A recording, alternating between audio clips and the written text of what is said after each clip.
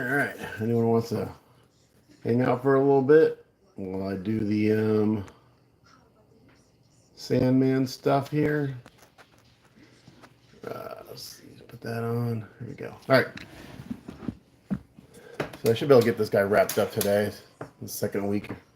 Spent last week building him and getting everything painted, and I put the first round of sand on him on Friday and let that dry over the weekend. I could have done the second. I actually did it. I had the sand on Saturday to Tyrell. So now I'm doing the second round of sand on this guy.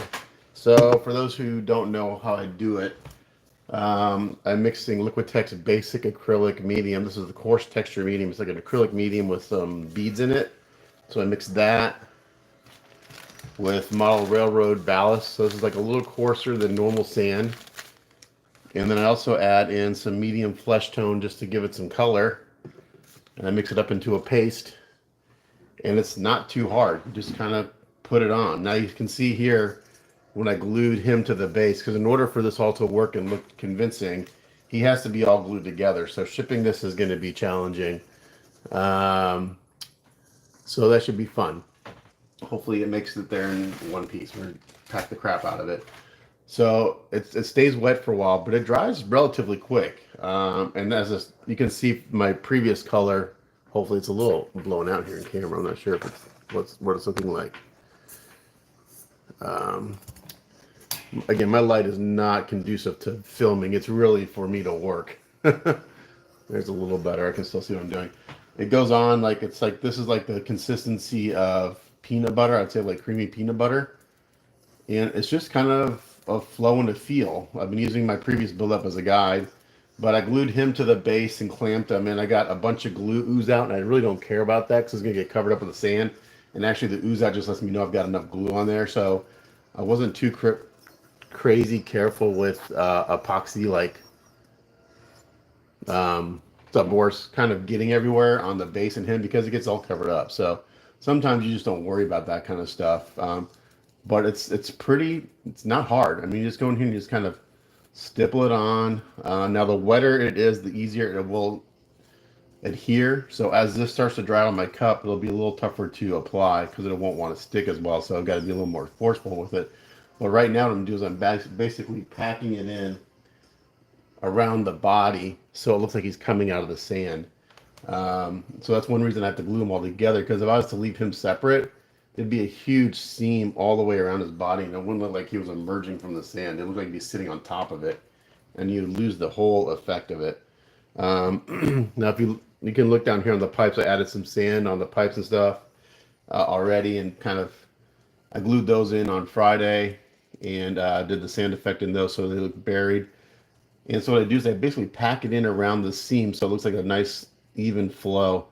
And I just come in here with a brush, and I just get a really shitty brushes, something you don't care about, because these are trash by the time you're done.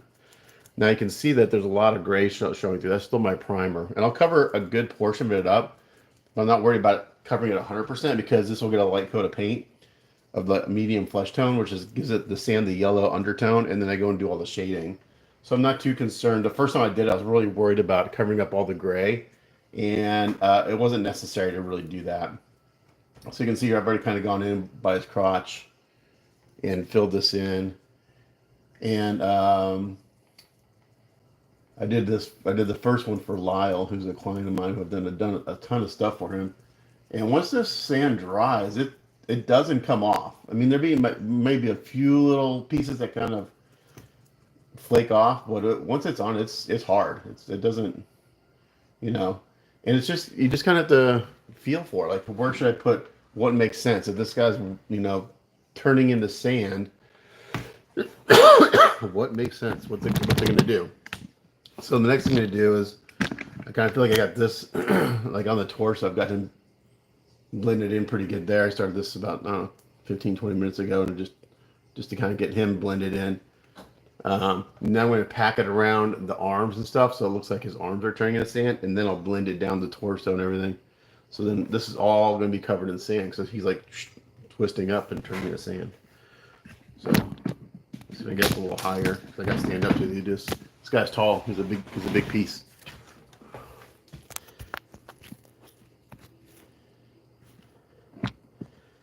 now I'm going to come in here and work on, let me show you the portraits too. So this will get a second round. So this is the one head right here.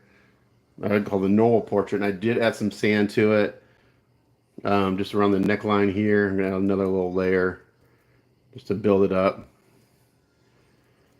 And then this one came with two portraits, where the other one I did for a while only had the one portrait. So this just gets a little bit of the sand, and I kind of put a little bit on his cheek, just here and there, real light. Because this is kind of like he's like not completely, this is like right before he starts to transform into sand. So there's two portraits. There's this one. Let me do this real quick. This will be a quick little, again, just real light. As you lose, as the brush has less sand on it, that's when you can kind of use it for blending and just doing little bits here and there. I really like these portraits. I like the sculpt on them. So I just kind of come up a little bit, put a few little granules on his cheek, on his ear, just real small. And with the paint on there, it will kind of give the illusion of him transforming. And that's all we're going to do on this head. That's it. So that one's going to be done. Now on the other head, this is a really cool head. This is where he's half transformed. And the last one I did not have this head. So he's got switch out heads. And this one will be a little more aggressive with the sand, because since it's sculpted in, I want to get this covered up pretty good. But I don't want to fill in the sculpt, so I got a little too much right there.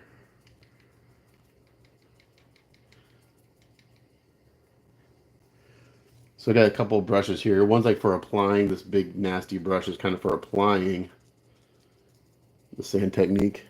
And then I got this other little shitty brush for kind of going and just kind of cleaning up and make sure I don't cover up that sculpt too much. And again, I'm going to bring a couple granules over here, because it's like, you know, it's all windy and stuff, so it's gonna blow around on him. So I'm going to put a couple, a little bit on his chin here and underneath. So we're not just going to just apply to where the sculpt is. We're going to blend it in real light, just like that. And that should be good. I don't want it really in his mouth. I got like one little speck on his tongue. That's okay. So there we go. These portraits turned out really nice. That's probably too much. So sometimes I'll just kind of glob it on with one brush and then take another brush and move it around. That's too much. I'm going to have to try to smooth this out a little bit, because I don't want to lose the sculpt too much. Again, I think this can be enough to finish off this head.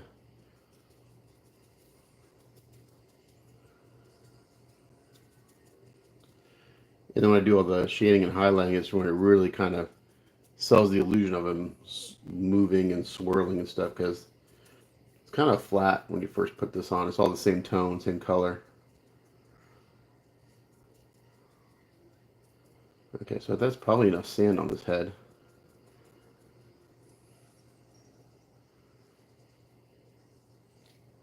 This is a messy process. It gets everywhere. And again, we're going to kind of take this and we're going to blend it onto his hair a little bit. Even though it's not sculpted there, we're going to blend it out. And so when I'm doing the cleanup of the print, anywhere there's like a lot of sand technique, I really wasn't concerned about cleaning the print too much, because it all gets covered up in this anyway. So there's no need to spend that time, you know, making sure the clean is 100% clean in that area where all the sand is going to go, because you're not going to see it anyway. It's going to be all covered up. All right, so that's it for the sand on that guy. If I can get the sand on this morning and I'll let it dry for a few hours, and I can finish the paint on them. All right, so now we're going to go in and start kind of packing it around these arms. It's kind of a fun technique. It's just real kind of loose and flowing, and just kind of get a feel for what you want to do. So I'm really packing it in, like right here. I'm just really, because I know this whole arm is going to get covered up. I really don't want to see the sleeve. I want it to look like he's swirling and transforming. So I pack it in there. I fill in any little gaps with this mixture, and then I blend it out into the arm. This other little brush. This is good for like the texturing. So I'm gonna stand up and sit down quite a bit while I work on this. Hopefully you guys can see what's going on. It's kind of hard. Again, my lights are really, really harsh. But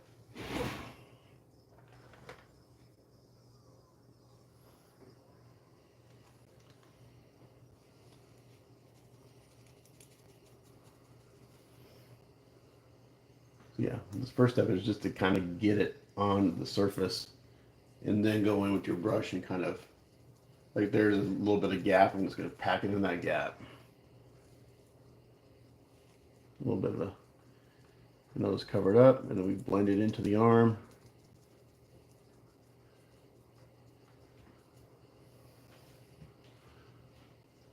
Same thing underneath.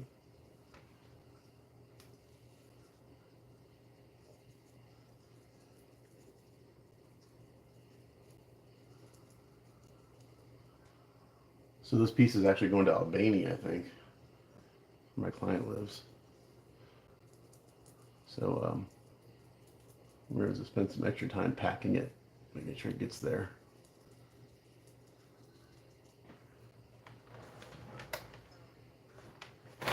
Yeah, so the first few rounds, when you first start putting the stuff on it, maybe it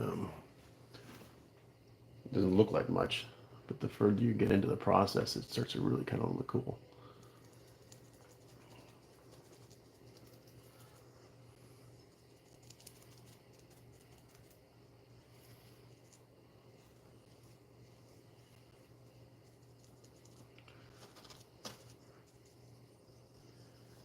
So I bought the first one I did. I went through two tubes at medium, and I thought I'd get away with one on this, but I'll probably end up using both tubes again. I forget that it takes quite a bit of this material to do all the blending of the joints and stuff. I'm filling in quite a bit of space.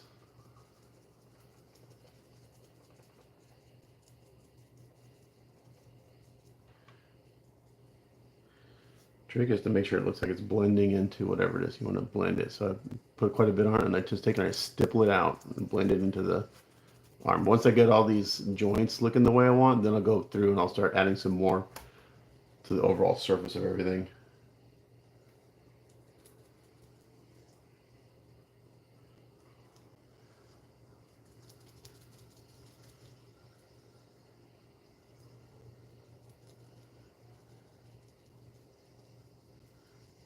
But you can just put this on really, really thick, and it dries just fine. It's kind of crazy.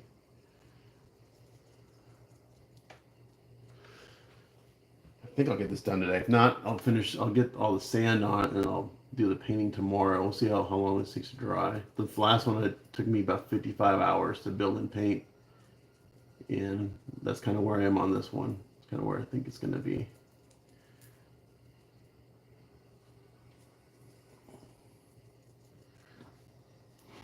It's looking good.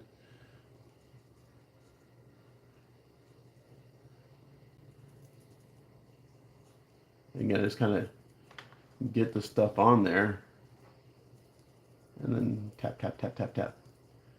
Tap, tap, tap. Just like Bob Ross. Tap, tap, tap. Happy little trees. Happy little sand. Just tap, tap, tap. If I see a little of the green coming through on the shirt, that's cool right there. Again, I just want to really make sure that I have a good transition from the sleeve to his arm, so it looks natural. So again, when I was gluing this together, I had a bunch of glue ooze out around this the arm. I did that on purpose just to make sure I had a really good glue joint. I wasn't concerned about like epoxy getting on stuff, so that's kind of nice on the technique like this. I'm going to cover that up later. I don't have to be like crazy careful and stress out about getting glue on some areas because we're doing all this sand technique and it just covers it up.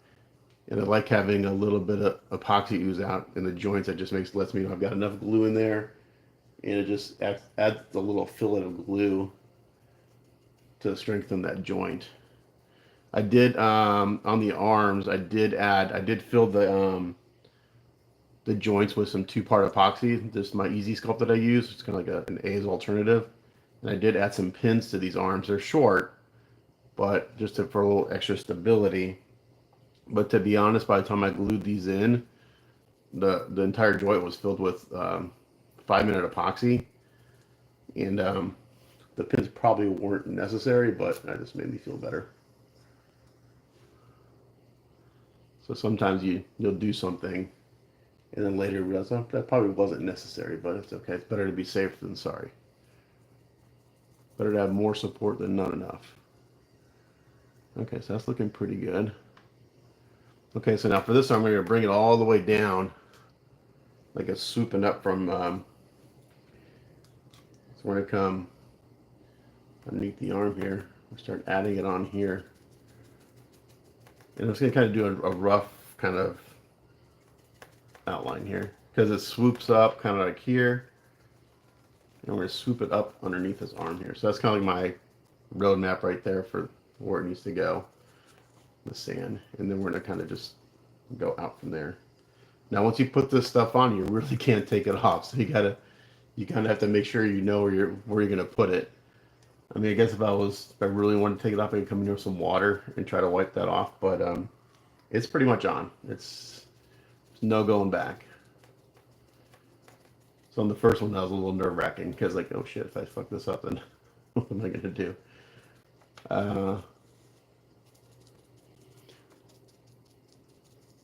So again, it's just a stippling technique.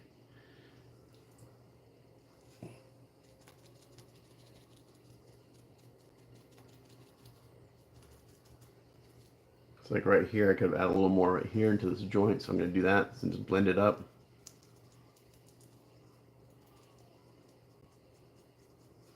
I'm actually going to do a little brushing technique like this, and then go back and stipple the texture in. I'm not sure if I'm on camera. Let's see.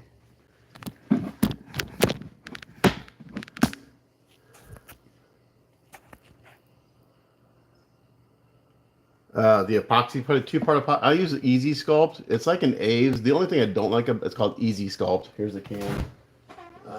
Polygem Easy Sculpt. And I use this because I can get it locally. Like I can go down the street and get some of the stuff. The only thing I don't like about it is that it has a sandy texture to it. So like when you use Aves, it dries. It has a nice smooth texture to it. The Easy Sculpt has a sandy texture to it. So if you're going to use that for like gap filling and stuff, you do have to sand it and add some primer and smooth it out with some primer and stuff, or give it a really good sanding. Whereas Aves, you don't have to do that. Typically, that's not really an issue for me because where I'm gap filling is usually fairly small, and by the time I prime everything, that sandy texture is gone. But if you're trying to get like a smooth finish, stick with Aves because it just dries smooth. And then a nice smooth texture, where the Easy Sculpt has a sandy texture, slight sandy texture to it. So like I wouldn't use it for finish sculpting, even though it's kind of marketed for that. I just get it because it's cheaper than Aves, and I can get it, like if I run out, I can go down the street and get some. So that's the main reason why I use it. So yeah, so this process is kind of fun. The first time I did it for Lyle's, it was very stressful because I knew like once I started putting the sand on, there was no going back. Like, okay, hope this looks good, and it turned out really, really nice. So now I'm gonna bring this down. I'm gonna follow the sculpt of the base. So there's like a column here that comes up, and I'm gonna kind of follow this sculpt a little bit up on the side. And I kind of really want to cover most of his clothing in this right here, in this area. Like if it goes 100% opaque with the sand, that's okay. And this will all get a little shading and paint anyway. So yeah, so you just put it on, and it's really, really, really nice kind of. So I'm gonna fade it out here a little bit. You can see that I got quite a bit build up here in that joint between his body and the base, but it's blended out. I'm not putting a lot of pressure on him. I'm just letting the bristles do the work. And the more you texture you add to it, the better it looks, you know, in my opinion.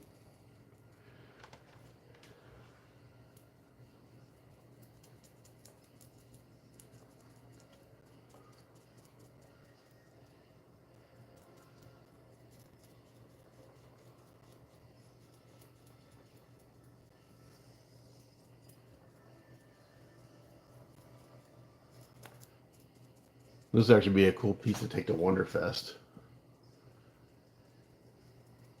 I should ask my client if I could keep it for a little while and take it to Wonderfest, put it on the judges' table.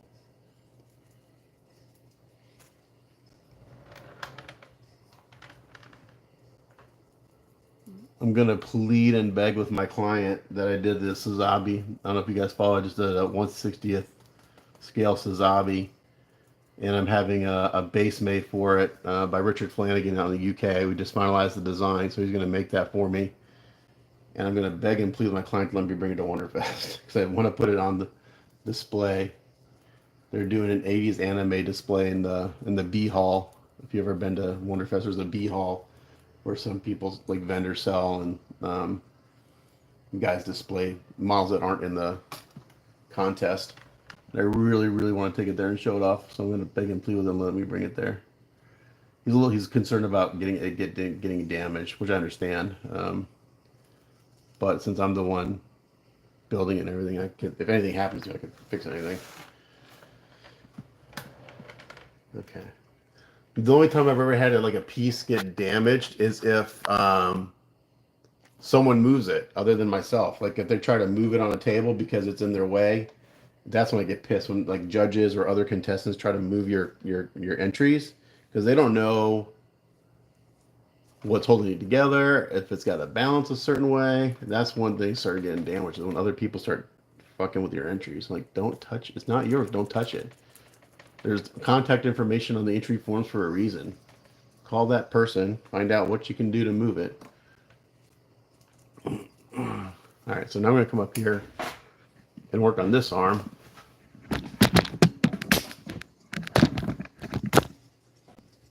And we're going to get this blended in here. So once the arms are blended, then the majority, like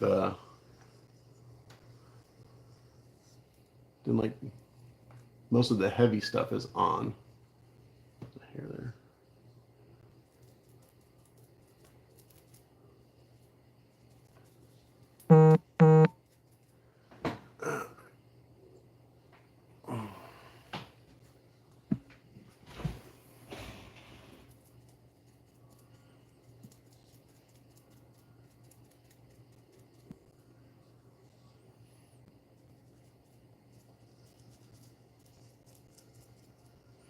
Again, if there's a gap, I just pack it in there. Just pack, pack, pack, pack, pack. The reason I do that is since I use epoxy to glue these big pieces, the joints have just the tiniest bit of flex in them, which is what you want. You don't want to use super glue and gluing these huge pieces on because super glue is really brittle. If you bump it just in the right way, the glue joint's going to break. So you want that epoxy in there because it's going to have a little, just a minuscule amount of flex. So since I've got some little minor gaps here, that these flex a little bit, I don't want the sand to crack. You know what I'm saying? Like if it gets a little bump. So I'm packing it in there in these gaps.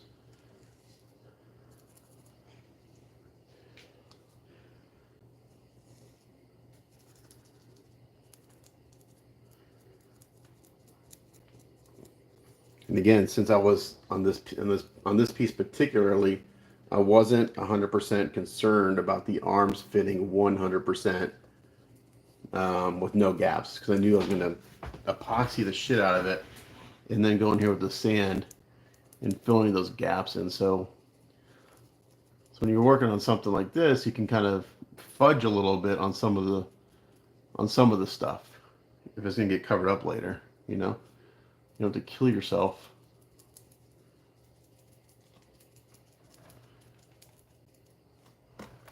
And making sure it's 100%, whatever. All right, so now I'm going to do, I got to kind of get that blended in. I'm going to bring it down this way, so I'm going to be swooping up this way on the side of his body. Again, I'm going to kind of just do a rough kind of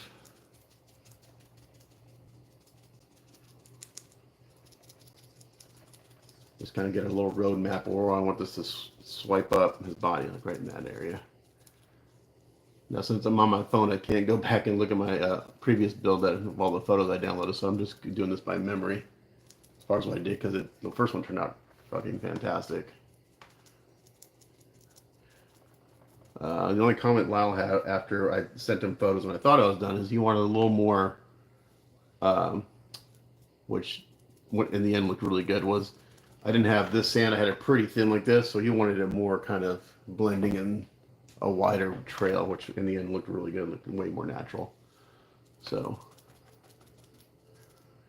and the slight difference on this one from the first one, the main difference is on the first one I did the darker stripes on the shirt, they're really, really dark green. They in photos they look black, but they're not, just a really dark green.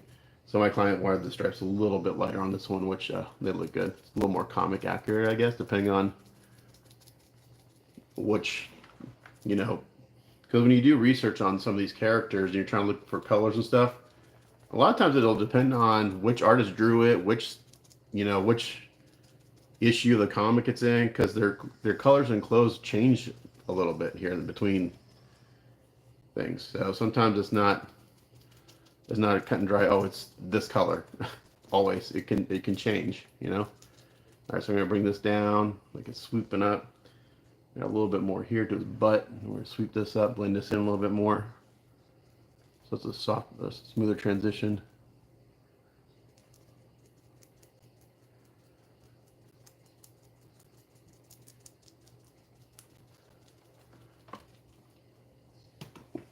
And once I get these kind of arms blended in, then it's a matter of just going in and kind of just going over everything again. But there we go. That looks really good.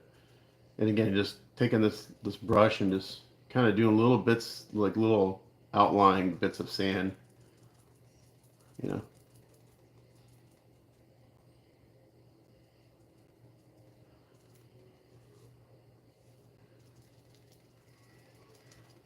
So also as this dries, if you ever do this technique with this particular material, you'll find that sometimes if you try to work an area too long, you'll actually start to pull it off the surface, because it's as it dries, it becomes more cohesive as a unit.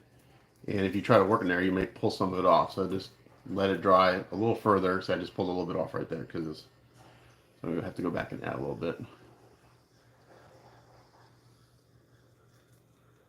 So yeah, you kind of learn this particular material.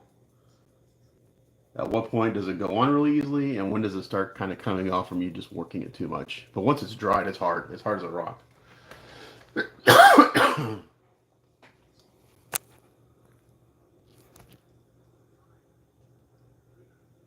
Okay, so the sand effect is a combination of Liquitex Basics acrylic, coarse texture medium. So I mix that with some model railroad ballast, and I just looked for a color that looked pretty good, mixed with some Vallejo medium flesh tone paint. So I mix that up and I get this. It's like a peanut butter consistency paste. All right, so now what I'm gonna do is I'm gonna kind of come down here. I'm gonna kind of let that dry a little bit around the arms. I'm gonna go back and work on it again in a little bit, but I want to work on the base some more. And just kind of take what I added and just kind of start adding a little more here and there to the lower part of the base. Cover up a little bit more of this primer gray. Again, I'm not gonna cover up the primer gray 100%. But we'll get a good portion of it covered, because we're going to go in. This will get a light coat of the medium flesh tone paint as a base, which is pretty yellow, but we're going to tone it down with the shading. But it's a good undertone for a yellow sand. And it looks good against the green and everything on his outfit. So now it's just really kind of slapping it on and blending.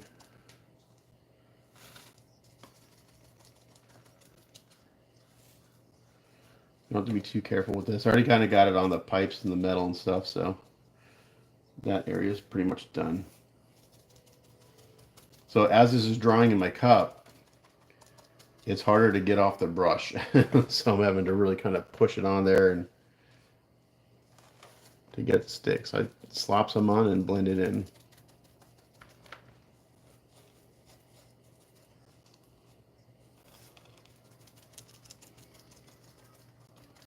And I'll have to put a second coat on the switch out right fist. It's got like a spiked ball and a hammer.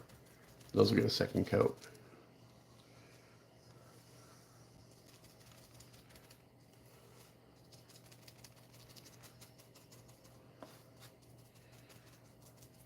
As far as coverage goes, this is perfect right there. Again, I'm not going to cover up the primer 100%, but that looks really good.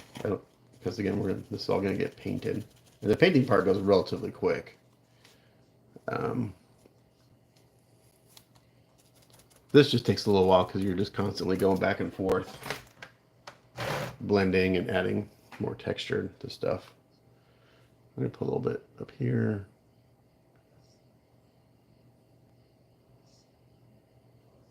A couple little dots maybe on his back.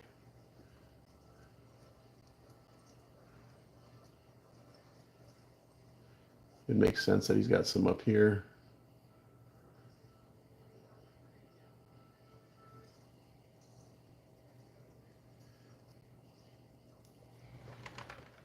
I think I have to go look at my photos. I think it puts some up on the shoulder too. I'll go back and look at that. So I'm not going to spend the whole ton of time live doing this. I kind of want to show people it's a pretty simple technique. It gives you really good results if you want to do something like this, either Sandman or if you're doing like a beach scene or something. I don't know.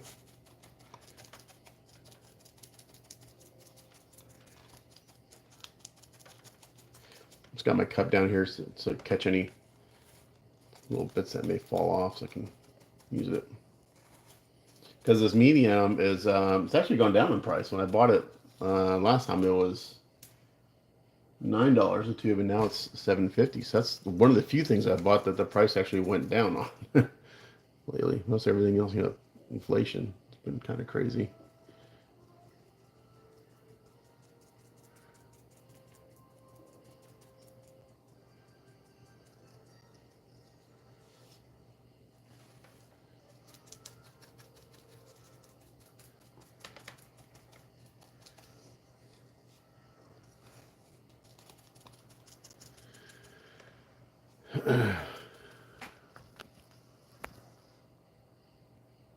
So sand, I do 2 rounds. So I did 1 round on Saturday. That includes all the stuff like in the pipes and stuff. And you'll see, you can see kind of how thin it is, how gray I see. You can still see the primer. And then the second round, so I do 1 round. So let me back up. So I do 1 round on the base, the switch out, ball, and hammer for the fist. So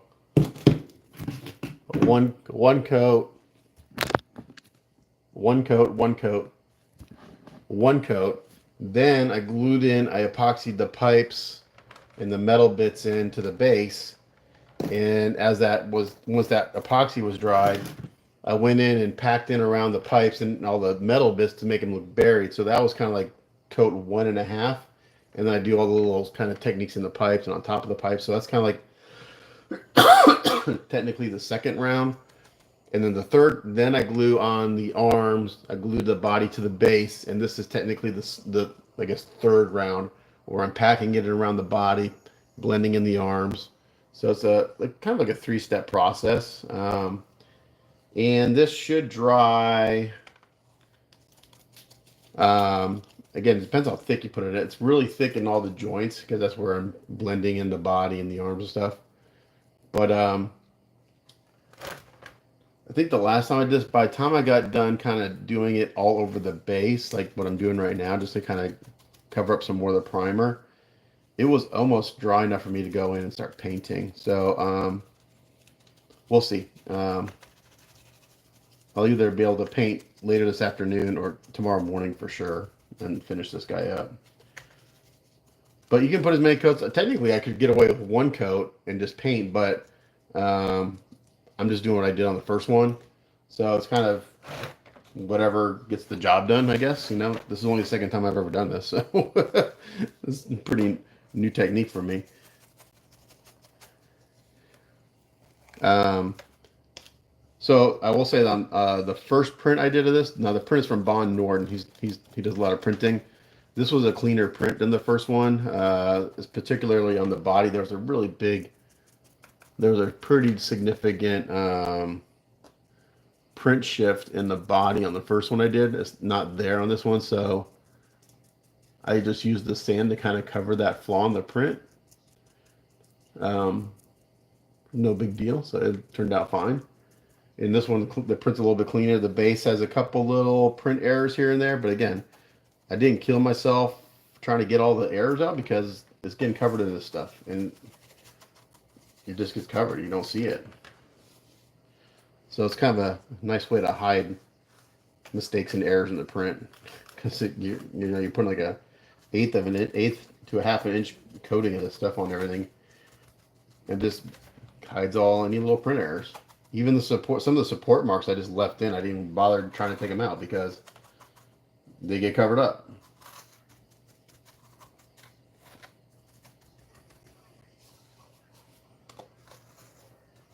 So, having done this piece before the first time, and knowing that I was going to do all the sand technique, I kind of knew where I could get away with not really cleaning the print up 100%.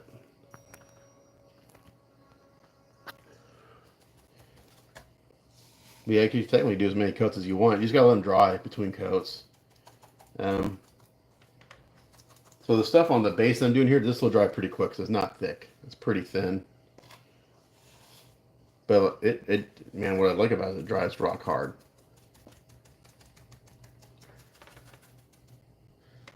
I'm gonna put a little bit on top of this manhole cover, I think.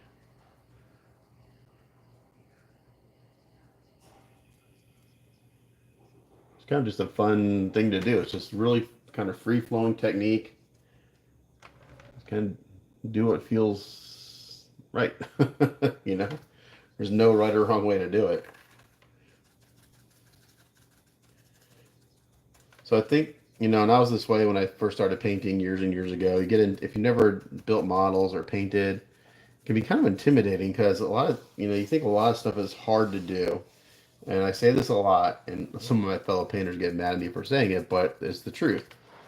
A lot of what we do is not necessarily hard. It just takes time.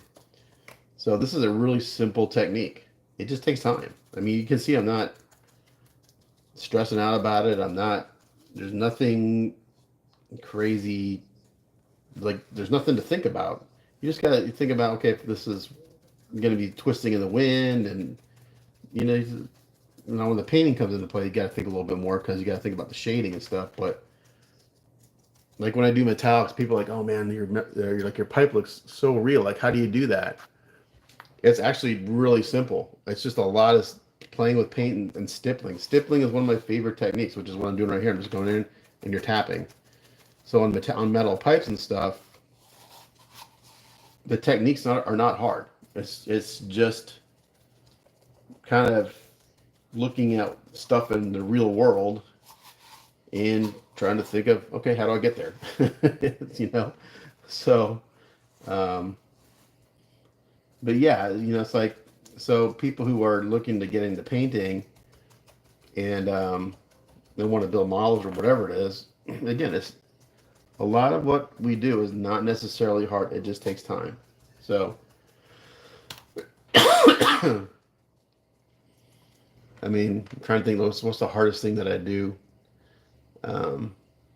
Some things that are hard, like some masking can be really hard, again, because it's really, really tedious. Again, it takes fucking time. You know, you just gotta. Okay, so I'm out of my mixture, so let me show you how you mix this up, because I gotta mix up another batch. All right, so this is the medium. Okay, There's no really ratio. I just squirt a bunch in here. Okay, so let's put that much in there. Let's put some sand in. Again, there's no ratio. I'm just kind of, okay, that looks about right. And then for paint, this is basically just a tint, just to tint it. That looks about right. And if it's not exactly as the previous mix, it's okay. It's sand. It's gonna have color variations, you know. And then just mix it up, and it should be, you know, like a smooth peanut butter consistency. Yeah, a lot of trial and error. Eventually, that trial and error becomes a technique on how you then you can know how to do it over and over again. You know, I get a lot of compliments on my metallics, and it's not that I'm super knowledgeable in how to do metallics. It's just I play with the colors until I get what I want, and then I make a mental note. Okay, that worked, and I got this effect. Okay, now I can do that. Now I can repeat it later when needed. So like on the first one, I had a lot more rust in the pipes. I may go back and add a little more rust to these because I really like it. And it's just a rust wash. It's just a Vallejo wash.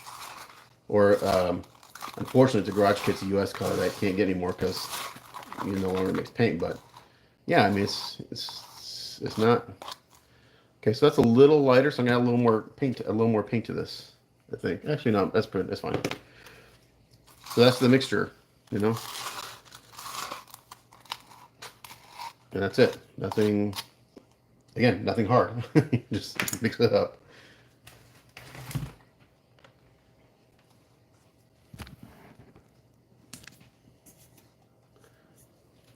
Okay. My phone is throwing a shadow. Can I zoom in live? I can. Let's see. I don't know. I'm not sure if it looks blown out live, but it looks blown out on the back of my phone. So we'll see. But I need the light to work. So okay, so I put this on a little while ago. This is starting to dry, so now I can kind of come up here and start. And you can see it's starting to darken down. The Vallejo paints they darken quite a bit as I dry. So I'm just gonna go in here and start adding to the base and blending it in and trying to cover up a little more of this primer gray. Again, I'm not trying to cover 100%. I just want to, uh-oh, that's a big blob. So I didn't want to do that, so no big deal. I'm just going to wipe it off my finger. And since I got some on there, I'm just going to go with it. A little happy mistake.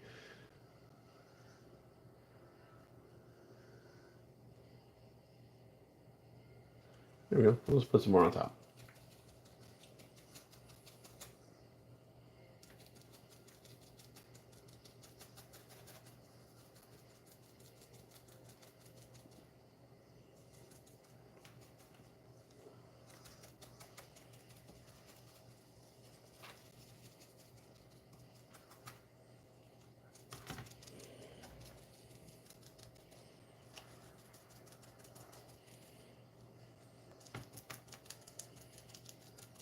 Yeah, so when you're hiring an artist to do anything, whatever that art form is, I say this a lot, you know, you're paying for a couple of things. You're paying for their quote unquote talent.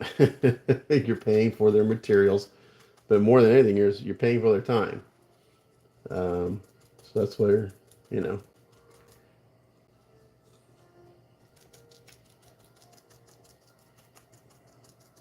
So I'm not slopping it on real heavy right here since I already have a coat. I'm just going in here and just kind of trying to get a little more coverage to cover up this primer gray a little bit more. Again, I don't care if it's 100% covered because I'm gonna do a light mist coat of the medium flesh over everything once this dries. But you can see the difference in color, I think. See how dark that is compared to this? This is what it turns into after it dries. So it goes on pretty light and it dries about 2 or 3 shades darker. And I wouldn't call this a medium flesh tone only. This is really yellow for a flesh tone, in my opinion. But Caucasian skin does have quite a bit of yellow in it. It also has quite a bit of green in it.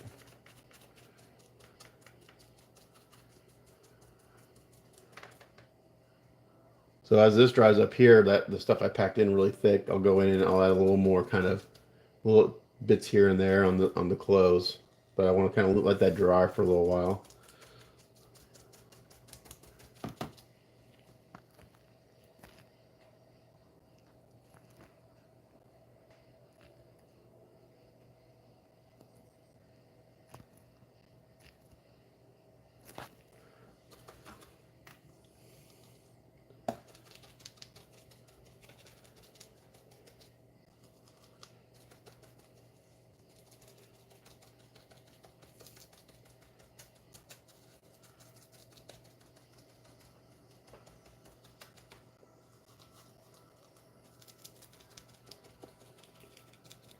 You can see this. This is not hard. I've got a movie on in the background. I can't turn it up because YouTube will flag my video. And I'm just in here. I'm just slopping this shit on. And I'm just as I see a bare spot, I just add a little bit more. So it's not.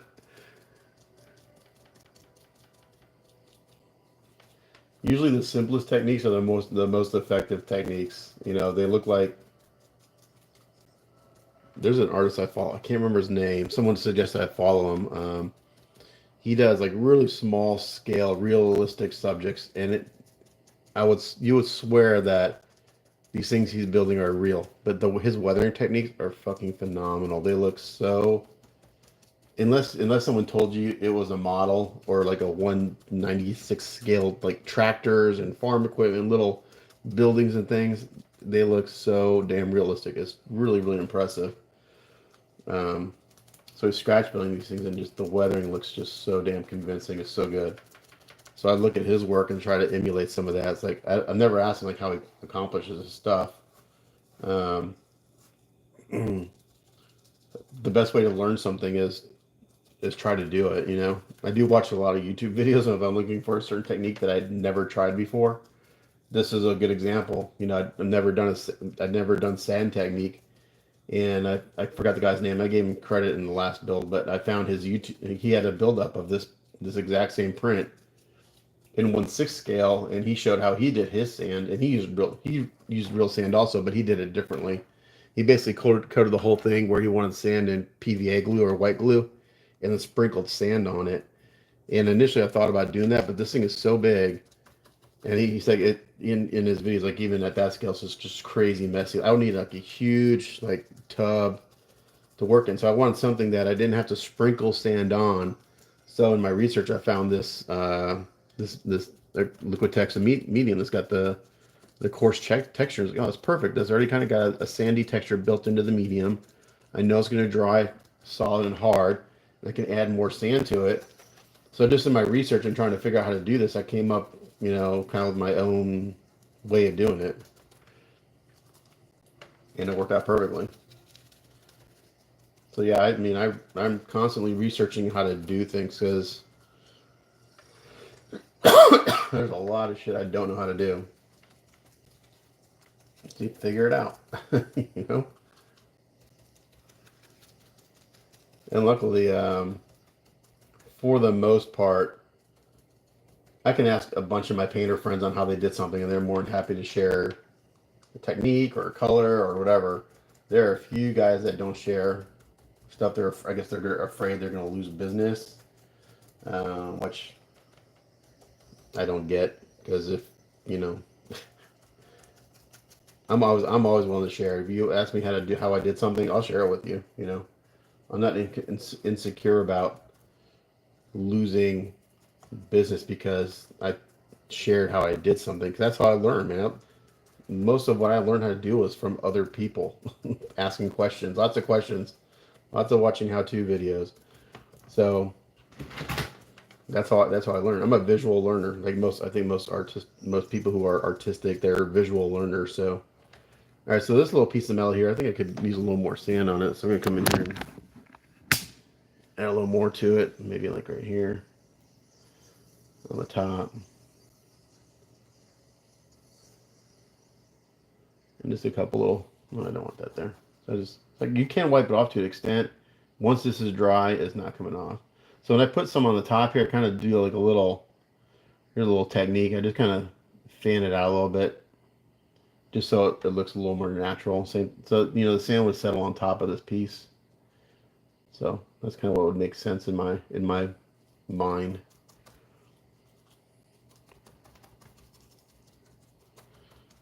So like when I'm doing something like this, I'm asking myself, okay, what would make sense? What would it look like naturally?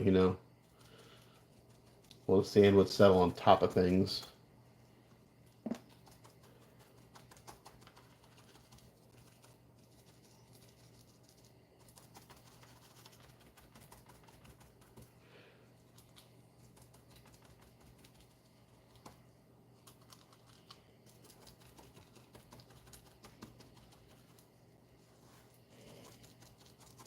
And as you're doing this, you may want to get a lot of shitty brushes because they start to look like this, and then they're get less effective as far as getting this medium to stick.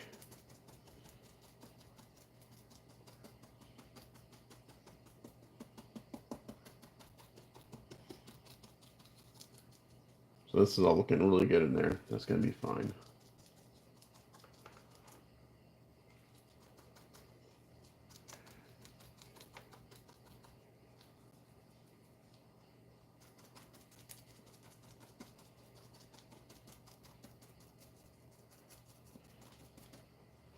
So one of the things on this particular piece, one of the things that takes the longest is actually is actually smoothing out the bottom of the base. Anytime you're doing these big prints and you got like 4 or 5 pieces that come together, the bottoms never line up or are never flat. So then you have like a wobbly statue. So when I'm gluing these pieces together, my concern is making sure that the texture and the sculpt line up more so than the bottom, because these prints, the resin flexes and it shrinks and stuff as it prints and all this fun stuff. So just sanding the bottom of this and using body filler to smooth out the bottom of the base, it's almost a day's worth of work just to do that. But now he's got a flat bottom and he's not going to wobble. So because it's sanding, filling, sanding, filling, just over and over again until you get it to the point where, like, okay, it's flat enough. It doesn't have to be perfect because you're not going to see it, but you want a flat bottom so the damn thing doesn't wobble. And a lot of times if there's going to be a print error, it's going to be on a really large surface like these bases, especially on flat surfaces. That's where these prints kind of can suffer from any kind of print errors or inconsistencies in the print.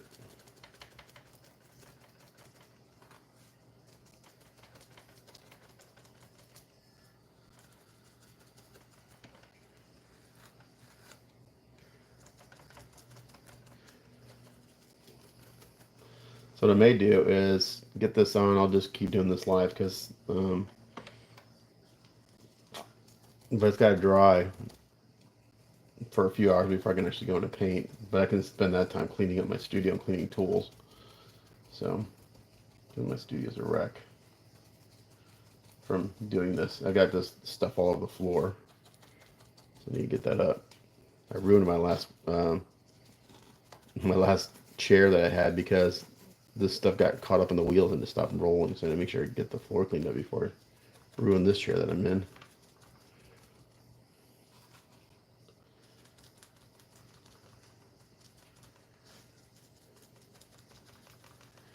Add a little bit more to this piece of metal here, kind of like in this little groove where it would come down and just kind of fan it out a little bit.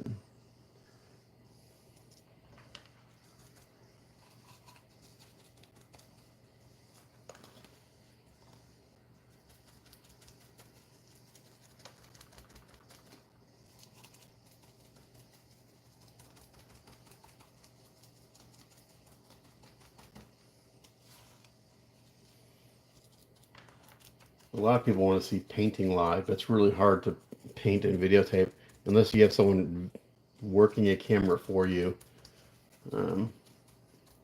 Because that's why I don't show a ton of painting on camera, because it's just too hard to.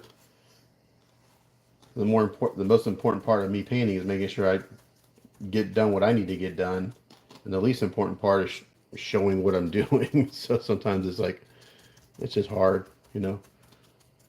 Maybe if I was like a YouTuber that made millions of dollars, I could hire a filming crew to film me while I build. Okay, so now what I'm going to do, there's a little bit more work to do down here, but now that this is starting to dry up here, I can come in here and I can start to kind of, there's a few like peaks in this sand that I'm not a fan of, so I'm going to come in here, and now it's dried a little bit. I can kind of come here and kind of flatten it out a little bit. And it'll make it look a little more natural. So it's not so. So you gotta go back and forth and work it as it dries in different stages of its drying. You can see it's starting to darken up around the leg there. Tells me it's starting to dry. You see here look like kind of little too many peaks in the sand. So I'm gonna flatten that down a little bit. I'm gonna add a little bit more to the body.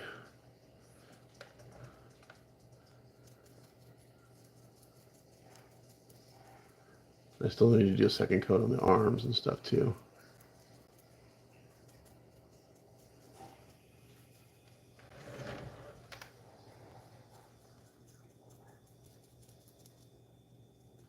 So I'm going to add a little more kind of thin bit here just to blend it in a little bit more.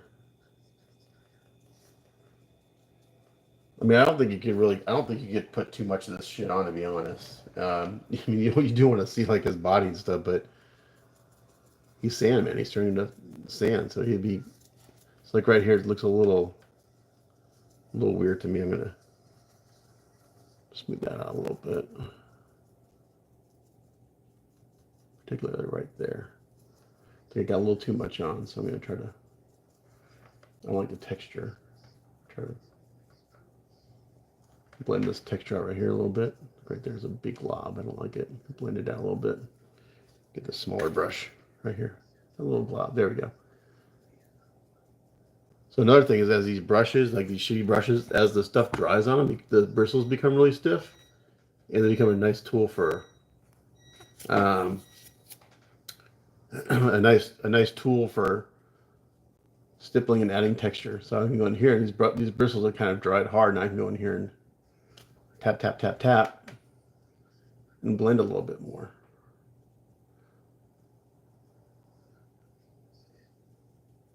It just looks more natural. Like that.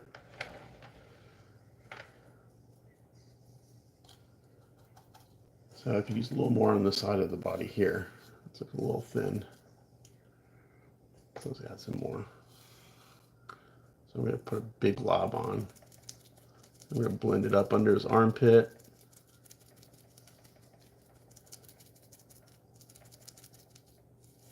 Too much right there. So the first step is basically get it on, and then using these brushes, adjusting the texture and blending it out. This needs to have more up in there.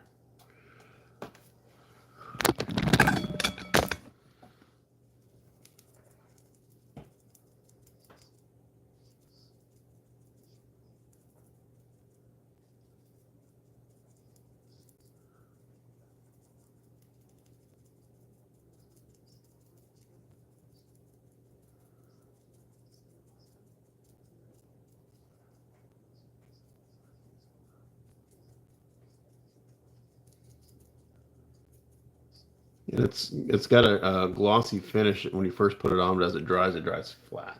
So it looks really, really nice. So it is not very pretty when you first put it on. But as it dries, it flattens out.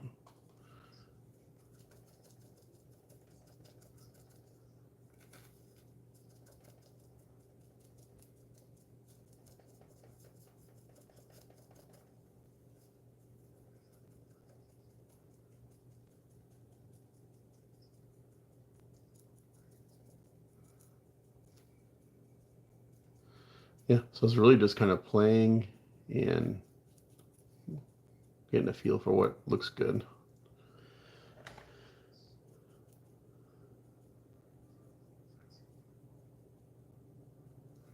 So I'm going to do a little thin application, like it's, again, blending, blending, blending, constantly blending.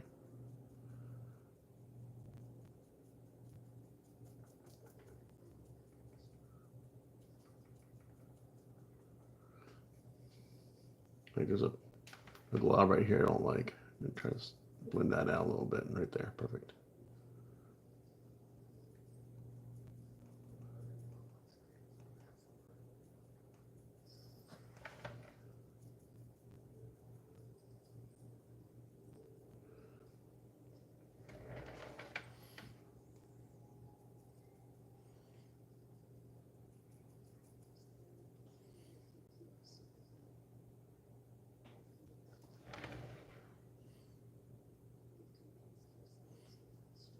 What makes this convincing is when you do like the really slight light applications here and there. So you just put a couple little granules here and there, and it that's what sells the effect. Sorry for the cough. I get a cough once a year and it lasts like 6 weeks. It's got to be allergies or something. 'Cause I always get it the same time of year. Somebody comment in my videos. I can't stand the coughing and you clearing your throat. Maybe you can edit that out. It's like, don't watch my videos because I don't edit my videos. You get what you get. If you don't like it, don't watch. You're not gonna offend me. I'm not doing this. I'm not doing videos to make money. I'm doing it to show my clients where their money's going. It's the only reason I do videos, really.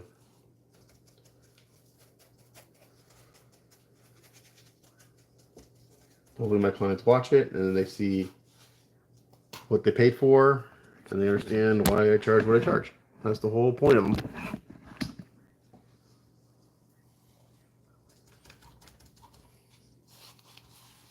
All right, so I'm going to make another batch of sand goop. Actually, went pretty far.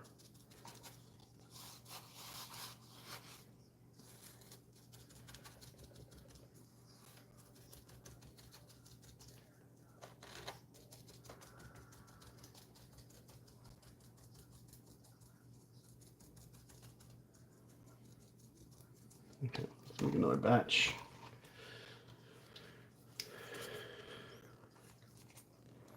Yeah, I might use up. A full 2 tubes. Let's see.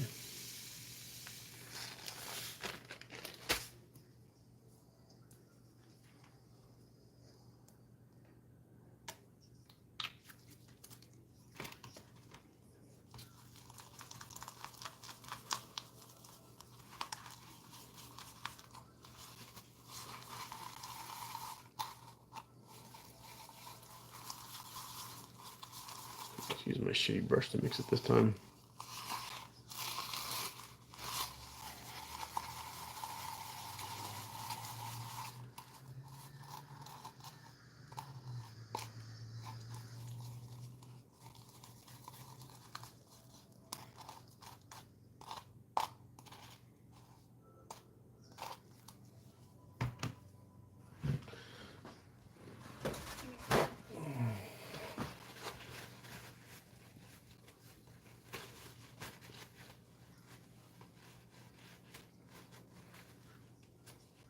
All right.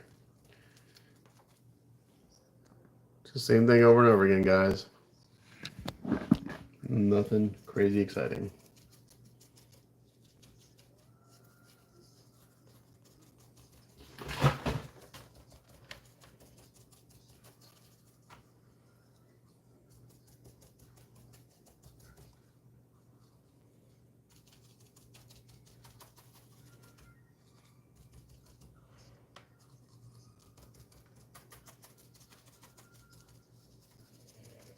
Okay, that's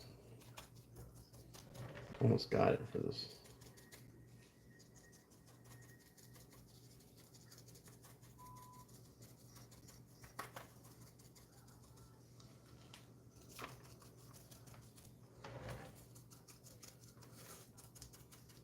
And you can see that I'm not covering up the primer grade 100% because again, I'm going to get a miscoat of this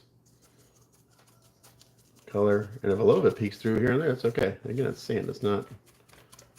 We want this to look like natural stuff.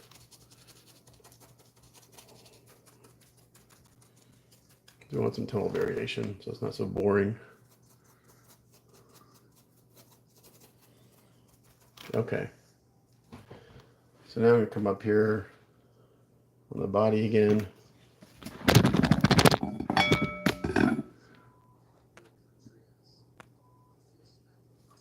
With my smaller brush. Just kind of work on the arms a little bit more.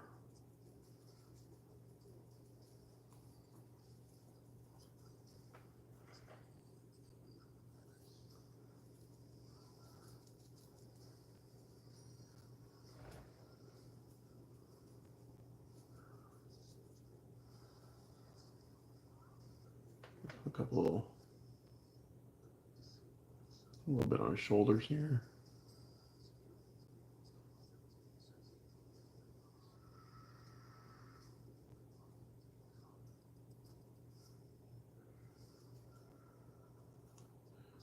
I think I had this come out further on the last one. I'll bring this out a little bit more.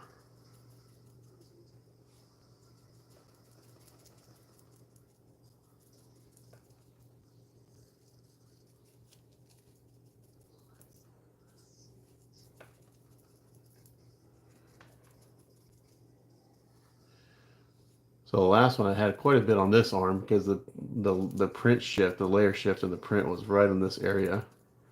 So I just brought it out to cover it up and it looked really good. So I'm just kind of going to repeat that same thing. Even though I don't have that print shift, I'm going to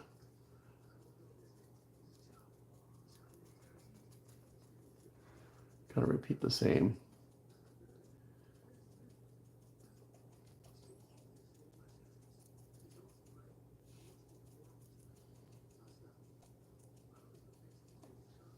So the trick is to blend it out. You don't want to like a super hard delineation between sand and no sand. That would look really weird. So that's why I'm constantly going back to the areas as I dry and just blending a little thin layer to blend it in.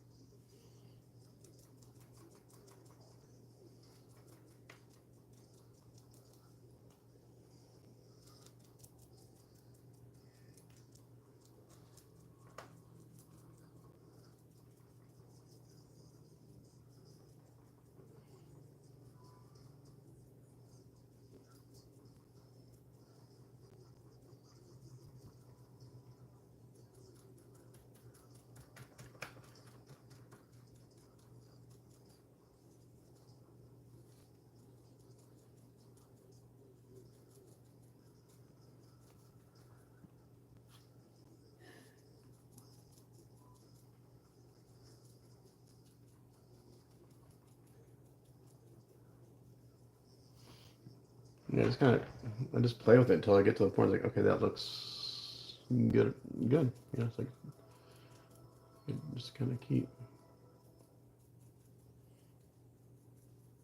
This is a really hard line right there. Get rid of that. There we go. Something like that.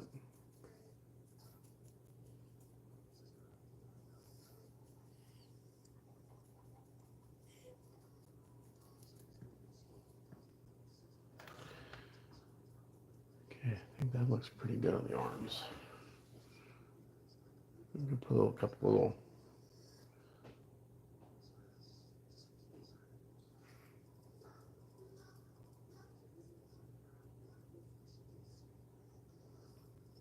It's real light. I'm not putting any pressure on this brush. Just want little bits here and there.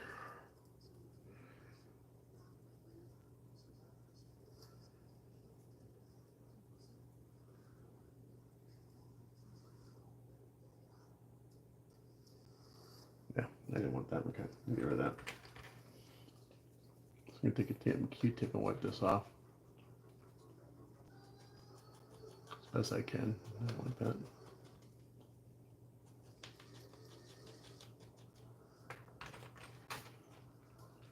See, once you put it on, it's pretty much impossible to get it off. I mind a little bit here, but I just put too much on at the beginning, so we're gonna try to take it off. And that's why we seal our work, so we can go in here and scrub and erase. Just trying to get just a little bit. Right there, just on the belt buckle a little bit. There we go. That's what I wanted.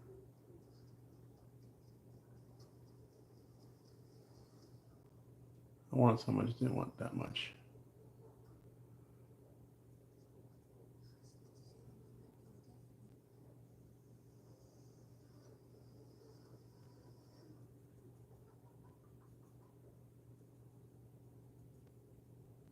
Again, it's all trying to emulate this whole sweeping motion of the wind blowing up. So, trying to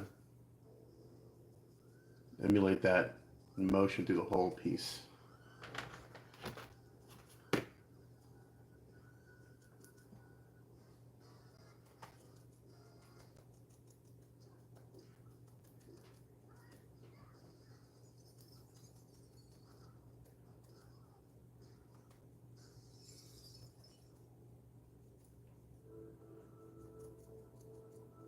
Okay, stop fucking with that. It looks good. Sometimes I get into trouble. So just keep messing with the spots. Like, just don't mess with it. It looks good.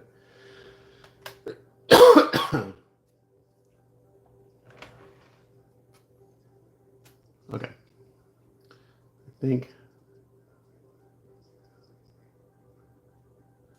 that looks pretty.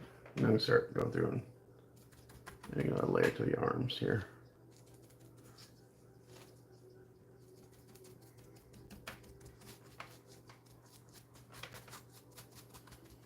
So until I start painting this and adding the shading, it's going to look pretty flat for a while. We start adding the highlights and shadows, that's when it really comes to life.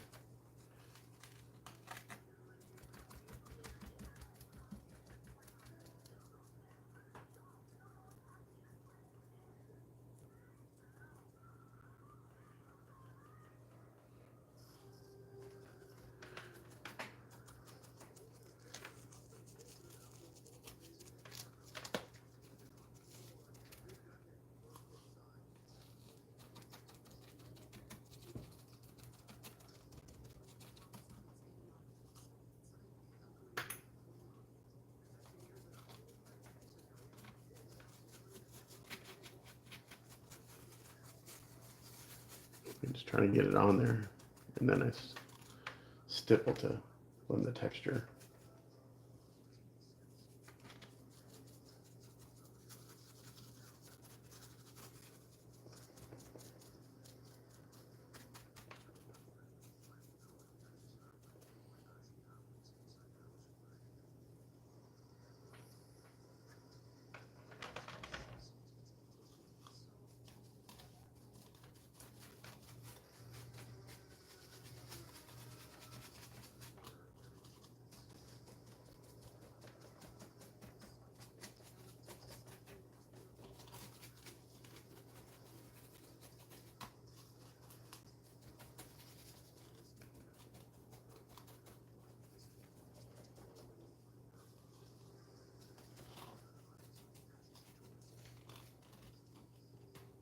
Oh.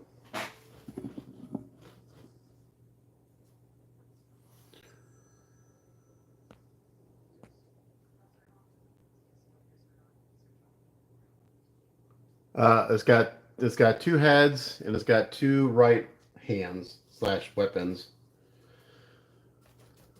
I showed the heads earlier, but now that I'm in this mode, I'm not going to stop to show those off.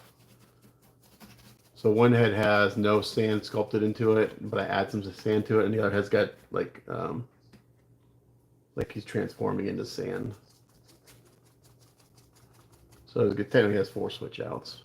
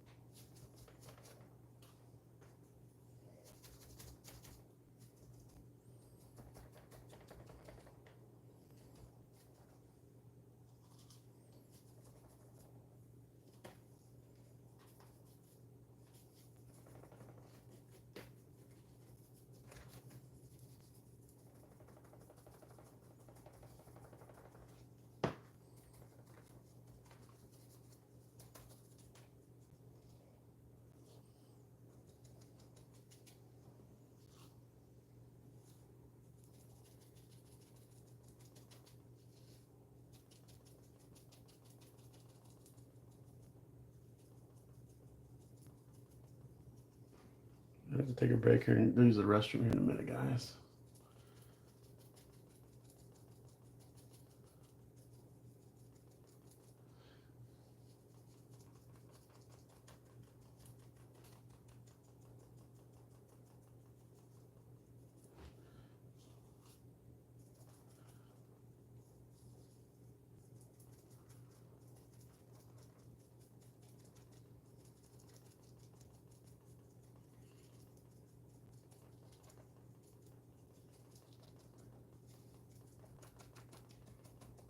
Okay, his hand's looking pretty good. Just about got this done with the second round.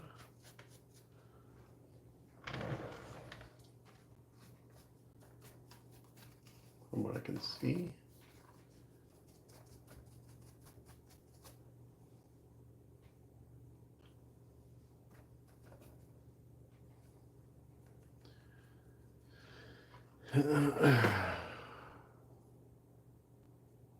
We're going to take a quick break and use the restroom. I'll be back.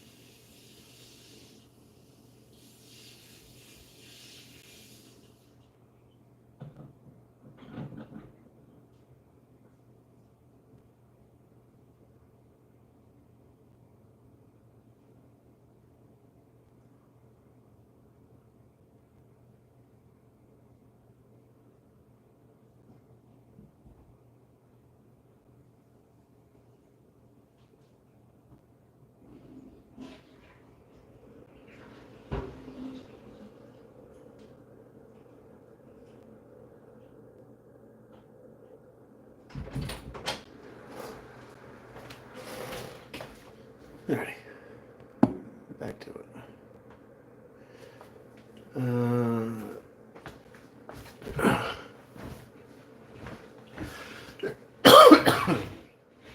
Where was I? Oh, hand. Getting this finished up with the second round. I gotta do the other arm. And the two switch outs. And we'll take a look at everything. And it's a matter of kind of letting things dry for an hour or so.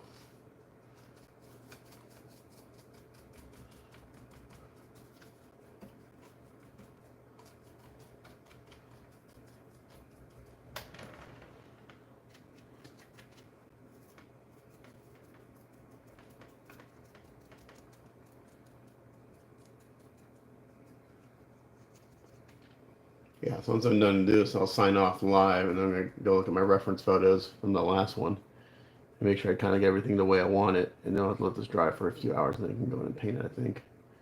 I'm hoping to get this done today. So I'll put me right, right. The last one took.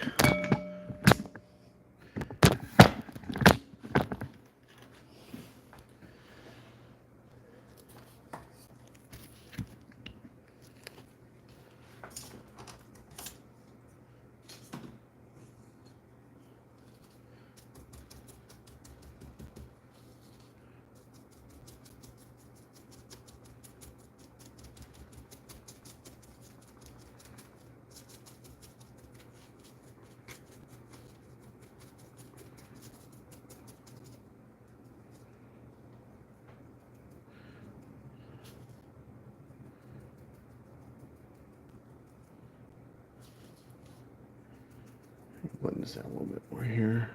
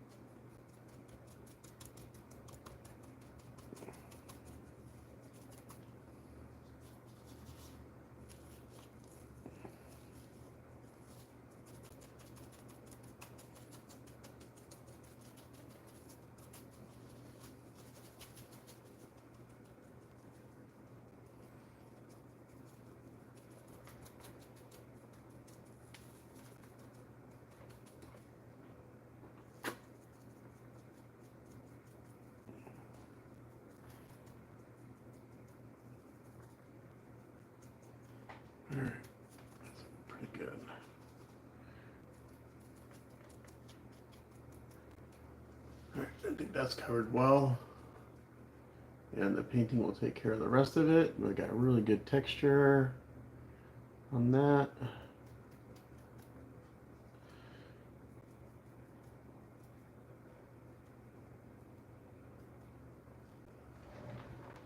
I think that's looking good.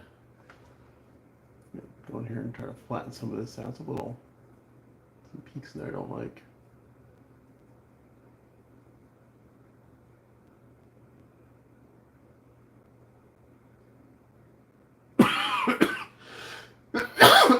Excuse me.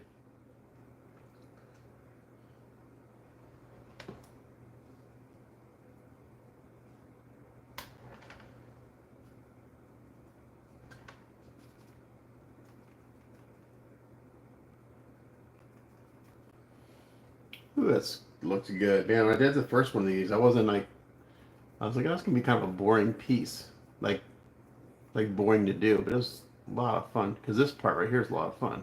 This is different, you know. It's not every day you get to spend ton of time painting something and then covered in sand. You know, it's like it's a little nerve wracking at first too because there's like I said, there's no going back. You know, this doesn't look good.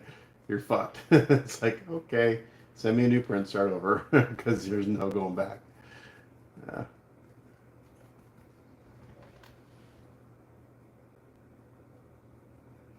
so you gotta get it right the first time. No do overs. It's not like you can repaint this piece.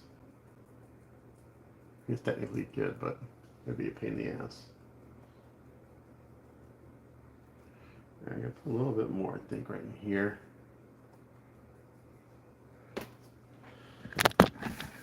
So now I'm just kind of free flowing around the whole thing.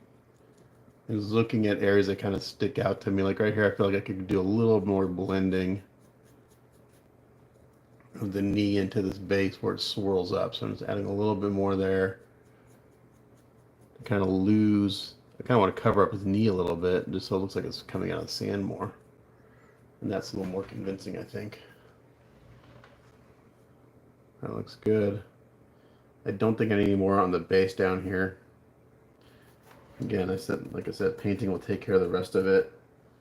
I may go back in and add some more rust to the pipes. But before I do that, since I've got this mixed up, I need to do a second round on the switch out. So like down here, I've got a, I'm not sure if you can see, but this part right here, there's like a little bit here that I don't like, and it dried from last week, so I'm just going to take it out. It dries hard, but it doesn't mean you can't go in there and pick things out. After it's dry, doesn't mean you can't go pick out, like, sometimes like a little ball of it will fall from me doing this, and I'll miss it, and like, it'll land somewhere. You can still pick it off, but it's, when this stuff, like this stuff around the pipes and everything, it's rock hard. So this stuff is really, man, such a great, this medium is really, really good for this technique because it dries hard. And unless you really go in there and pick at it, it doesn't come off. So it's not like it's going to fall off, like the sand's not going to come off in shipping. You might have a couple little pieces that come off, but it's not like it's not like you touch it and it comes off. You got to really pick at it. It's kind of when you do snow technique. You know, sometimes it snows. Use a medium also, and you mix in snow effects with it. And for the most part, it is very permanent, but it somewhat comes off a little bit. But not to the point where you would notice it.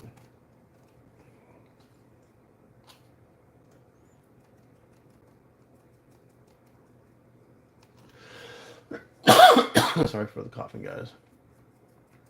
It just is what it is.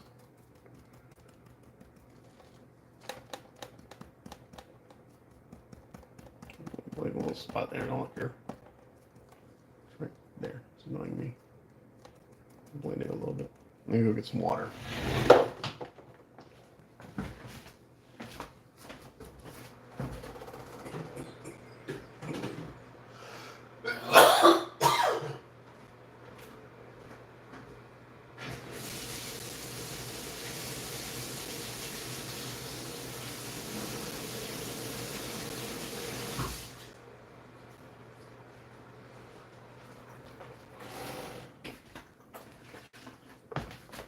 Much better. All right, so let's throw a head on there. That's the opposite. What was that? So, oh, now for my little foam stand. Hold on.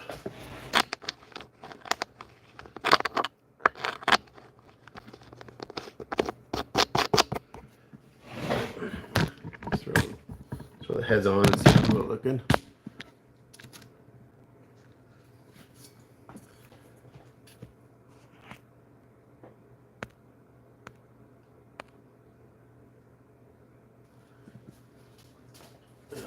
Okay.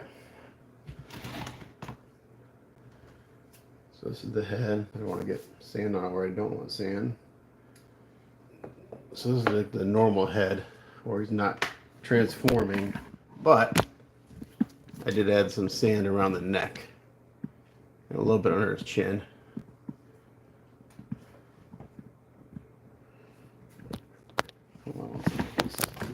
That's what's wobbling.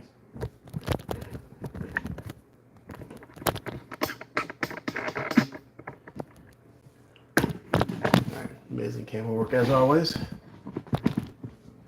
I drop shit everywhere. Hope you guys don't get motion sickness. Alright, so there's that head. Looks really cool. Love the portraits on this guy.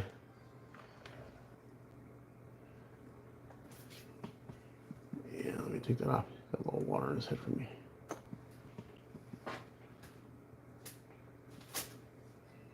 And then here's the other head where he's transforming. This will get some paint, some shading on this area. That looks pretty cool. So those are those two switch outs. And then for his right hand, he's got a hammer and a spiked ball. I like the hammer personally. So these need their second coat of sand, and then everything's got to dry for a while. So while that's drying, I clean up my workbench. But that's it. That's how you do the sand technique, guys. I mean, again, it's nothing. Again, it's not hard. It just takes time, and you just kind of play with it. You know, it's like you slap it on there. Use some shitty brushes, stipple it. You can brush it if you want a smoother finish. I like the texture. I think it adds to it. But that's it. So I'm going to sign off because there's nothing else really for me to do. I'm going to do the other two switch outs. And then we'll let it dry for a while. And then I'll paint. I'll add shading and stuff. But there you go. So thanks for hanging out for an hour and a half or so. Like I said, the second round doesn't take too long. The first layer takes a long time. So you're trying to cover as much as you can. So that took way longer for the first round. And then the second round is going in and kind of packing it in around the metal bits. And this is actually technically round 3. But there you go. So thanks for hanging out. We'll catch you guys next time. Bye.